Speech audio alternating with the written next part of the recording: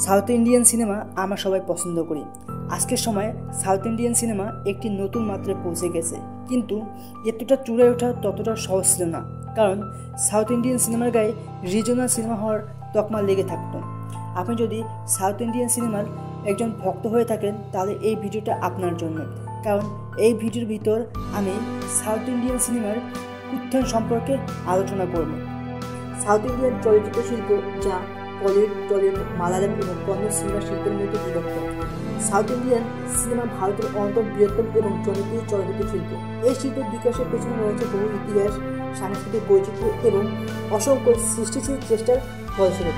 আর এই সৃষ্টিশীল চেষ্টার প্রারম্ভ হয়েছিল 1930 সালের রাজা হরিশ্চন্দ্রের হাত ধরে। তবে এটি ছিল একেবারে মৌলিক চলচ্চিত্র প্রযুক্তি এবং উন্নয়নশীল সৃষ্টির যাত্রা মাত্র। এই যাত্রা আরও একবার এগিয়ে যায় 1950 থেকে 1980 সালের মধ্যে। তখন শুরু হয় রূপলী পর্দার উত্থান। রূপলী পর্দায় বিশেষ করে তামিল, তেলেগু এবং কন্নড় চলচ্চিত্রের প্রতিভা ও জনপ্রিয়তা ক্রমশ আকাশচুম্বী হতে থাকে। বিখ্যাত অভিনেতা, পরিচালক এবং সঙ্গীত পরিচালকরা এ সময় বড় বড় কাজ তৈরি করেন। এ সময় কিছু বিখ্যাত অভিনেত্রীর উত্থান ঘটেছে, যাদের মধ্যে রজনীকান্ত এবং কমল হাসান উল্লেখযোগ্য।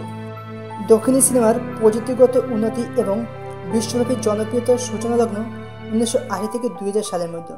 এ সময় হয়েছে প্রযুক্তির উন্নতি, বিশেষ করে সাউন্ড এবং এডিটিংয়ে, যা দক্ষিণ ভারতীয় চলচ্চিত্র শিল্পকে দিয়েছে নতুন উচ্চতা। এই সময়টা দক্ষিণী সিনেমার জন্য আশীর্বাদ হিসেবে দাঁড়িয়েছিল, কারণ এই সময়টায় চলচ্চিত্রের বিষয়বস্তু ও স্ক্রিপ্টে আসা নতুন দৃষ্টিভঙ্গি, যা দর্শকদের হৃদয়ে স্থান করে নেয়। এই সময়ের কিছু উল্লেখযোগ্য সিনেমার কথা যদি বলি, তাহলে কমল হাসান স্যারের হে রাম, পাওয়ান কাল্যাণ স্যারের খুশি এবং নাগার্জুন স্যারের মানমাডুডু অন্যতম। চলচ্চিত্রগুলোর গল্প ও চিত্রনাট্য ছিল দর্শকদের হৃদয় ছোঁয়ানো এবং বিশ্ববিখ্যাত।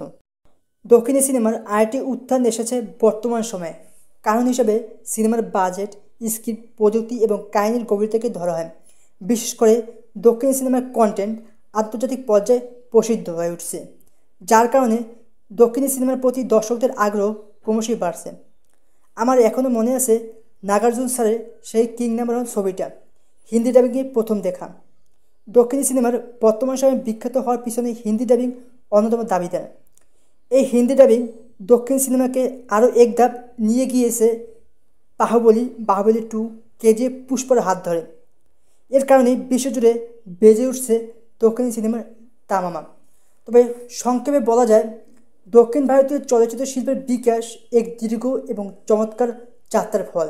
আর আমাদের সবার ইচ্ছা এই যাত্রা যেন আরও বজায় থাকে।